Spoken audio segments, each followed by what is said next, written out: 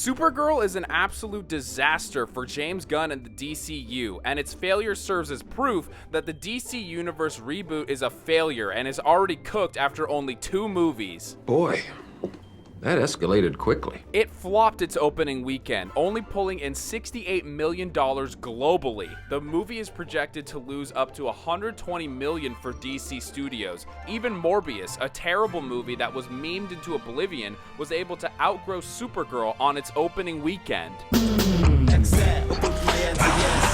How embarrassing. And it's fitting that Krypto takes a whiz on Superman's photo in the opening scene, because this movie was piss poor dog water from its opening frame. What is this shit? This box office performance is so embarrassing for DC Studios that Peter Safran, the studio's co-CEO, had to make a public statement that it heinously underperformed to try and save some face. And considering Gunn has earned a reputation for lying about everything from budgets to rumors that were eventually proved true, if he isn't even trying to spin it in a different light, then you know it's really freaking bad if they're being this open about it. And now, coincidentally, there's news reports that Gunn is close to casting the DCU's Batman in order to distract from the fact that Supergirl is dead on arrival and the DCU is already fully cooked. The movie is not good, and I will be reviewing it in a moment, spoilers and all, but from a marketing perspective, how the hell was Supergirl ever supposed to succeed?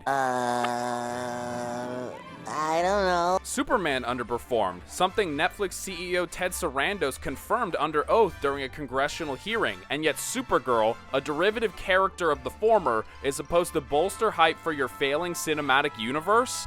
Not a great plan.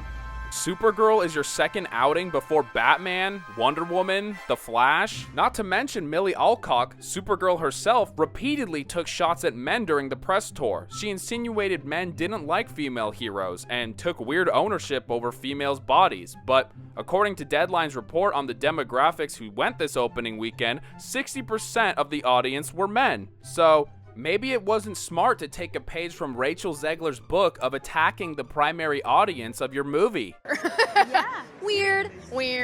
With Supergirl absolutely tanking, the DCU is pretty much already finished. 2 movies out of the gate that are absolute failures with flagship characters. And what's going to save this sinking ship? A Lantern show that deconstructs Hal Jordan, a Clayface movie before Batman has even appeared, Man of Tomorrow, a Superman sequel that doesn't even have Superman's name in the title.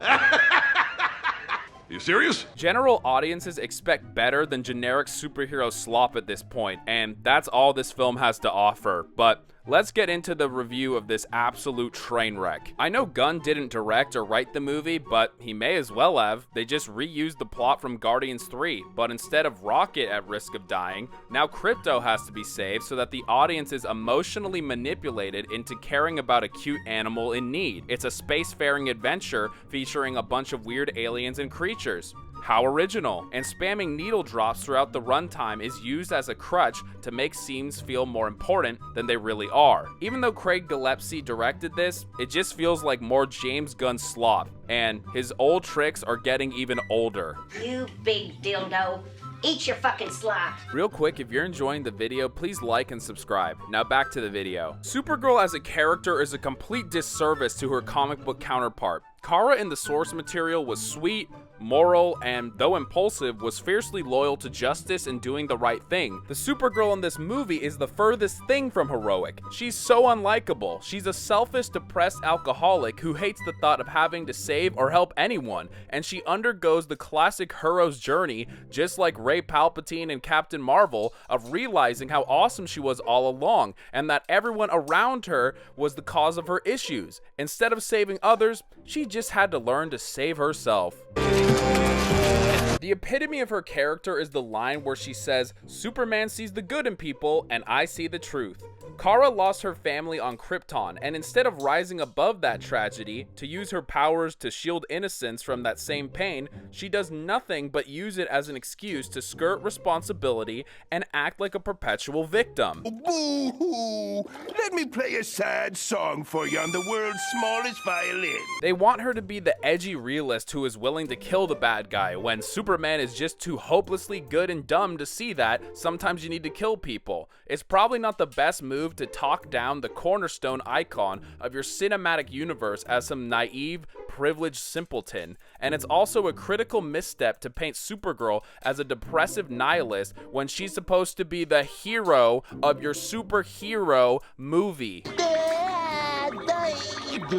Millie Alcock is a fine enough actress. I liked her performance in House of the Dragon, but the material she's given here and the direction of her character does her no favors. I really sincerely hope this role doesn't torpedo her blossoming career. Lobo was the only interesting character, although most of that is due to Momoa's charisma. Outside of Game of Thrones, he pretty much always plays himself, and while his presence is fun enough, there's no reason for him to be in the film. Nothing changes if his role just simply didn't exist. He shows up, banters and jokes for a bit, beats up some goons in action scenes, and rides off with no real consequence to the movie.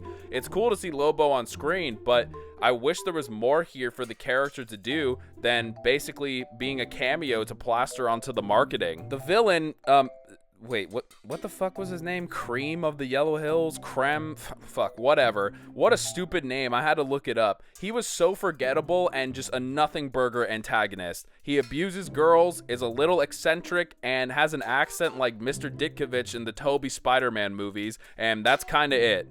Rant! He has a weird propensity to just start eating things like the cereal in Kara's ship or the grubs in Ruthie's cell. Whoa, that's so quirky and weird. That totally makes up for his paper-thin characterization. He's like a space raccoon, just grubbing on trash. See what I did there? James Gunn just can't get away from it all, huh?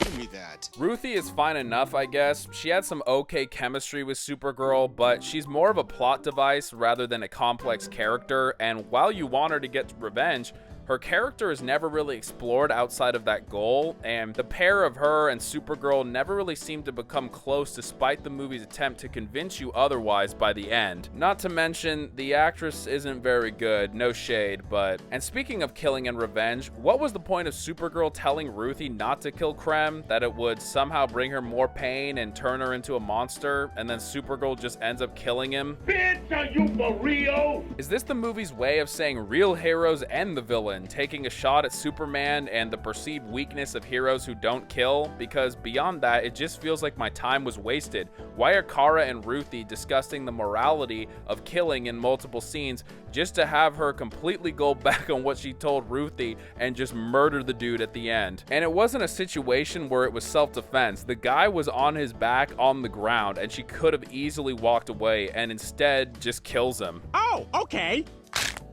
Is Kara supposed to be some martyr who killed and became more of a monster while sparing Ruthie that fate? If so, it doesn't come off like that, and it's just stupid and cringe. And Supergirl clearly has no issue with hurting people. She broke that alien's arm while arm wrestling and couldn't care less. Why exactly am I supposed to root for her?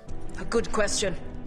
For another time. That's something a villain would do. Superhero stories are supposed to inspire people to become the best versions of themselves, but Supergirl makes me want to quit my job and drink myself into an early grave. Before I wrap this up, I want to run through some various other issues I had with the movie, specifically writing choices, plot conveniences and plot holes, and a few random observations. Why is Lobo trapped in the jail cell on the brigand ship if he's immortal, and then he just kicks open his cage like it's nothing? Why did he choose to just stay there? What was the point? Why does the final fight look like it's ripped straight out of The Flash? Well, James Gunn did say it's one of the best superhero films ever made, so I guess he's paying homage. Why does Krem randomly have kryptonite? Where did he find it? And moreover, how did the brigands know that the Green Sun would hurt Kara? And if she knew the Green Sun would hurt her, then why did she walk into their trap? Couldn't she wait until the time of day the Green Sun was set? I know there's the ticking clock element with Crypto, but it's still a suspect writing choice. Pathetic. How does she just beat everyone so easily at the end when she was struggling the rest of the movie? Did she just have to lock in the whole time? If so, that's stupid. Was her dying dog not enough motivation? It's a strange choice to put Supergirl on planets with the red sun so that she's depowered most of the movie, but then even when she's in the yellow sun environment, she still struggles in most of the battles. But considering Gunn depowered Superman because he doesn't know how else to make him compelling, it makes sense he did the same here. James Gunn doesn't know how to make power scaling work, nor has any interest dealing with godlike characters because that's not his MO. He's far more comfortable playing with outcasts and misfits, which explains Supergirl's miserable characterization in this movie. When Lobo cuts the containers free with the girls inside, wouldn't they have all died from the fall? And why does he just kind of leave during the final fight, and then he comes back to stare at Kara from the distance? The funniest line in the movie that made me laugh for the wrong reasons was when Ruthie said, "You're not always nice, but you're kind." Okay, sure. What the hell does that even mean? In conclusion, how the fuck do you even pick up the pieces and fix things after this? People have turned on Gunn, and the hype for the DCU is already gone within just a few short years. And with the Batman 2 coming out soon, there's a real chance Gunn doesn't even get to introduce his Batman before he's fired, and that's a real likelihood after Man of Tomorrow comes out in 2027. Once Paramount and David Ellison take over Warner Bros., what reason has Gunn given them to preserve his job? Nothing. Turns out Snyderverse fans are getting the last laugh. Gunn is really speedrunning the end of his universe and his own career. It's truly impressive, and there's a likelihood that the DC universe will be rebooted for the second time in less than 5 years. Thank you so much for sticking with the video this long. If you enjoyed, please like and subscribe, and help me reach my 5K sub goal. Any help is greatly appreciated. And I want to hear your thoughts in the comments. What did you think of Supergirl? Are you still excited for the DCU? Is there any fixing this universe? Is Gunn the right person for this job, or do you wish that Snyder was still here? Again, thank you so much for your time, and I hope to see you in the next one. May the Force be with you, always.